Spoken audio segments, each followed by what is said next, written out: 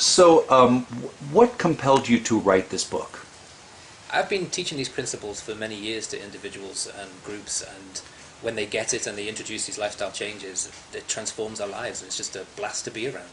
So I've wanted to write this for ever such a long time, but I wasn't able to because I was busy with business. I sold my second company last year, so finally I've got the time to do it justice. How is this book different? I mean, this is a very crowded field, obviously. What makes your book so much different than everything else out there?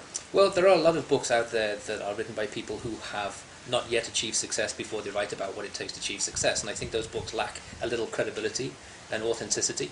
So, this book is a genuine book written by somebody whose only advantage in life is to apply these 3 steps in his own life, starting from poverty and ending up in this fantastic situation which most people would call the American dream.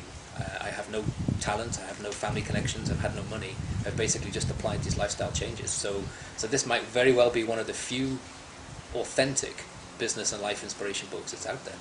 I was intrigued by the role that science and neuroscience plays in this too, which I've not seen in any other book of this sort. Can you tell us just a little bit about that?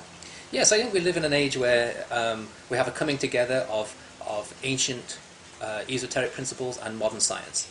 Most self-help books that have been written in the last few decades are based on evidence that was discovered a century or 2 centuries ago, when the laws of physics weren't even understood by people. What I've got in 3 simple steps is the lifestyle changes supported by how that matches the laws of physics, and how neuroscience can show physical evidence of what happens to the brain when you use these techniques in your life. How did you come to discover these principles?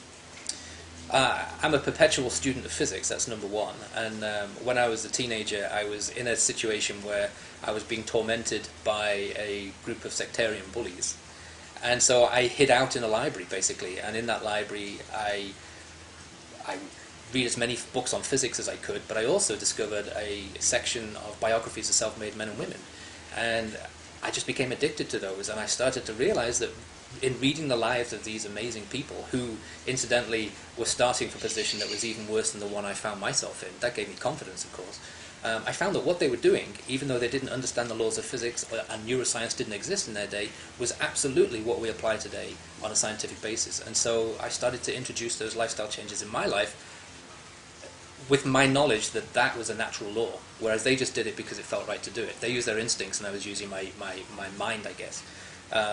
And my life changed immediately as a result of that, and I needed no further encouragement to keep going.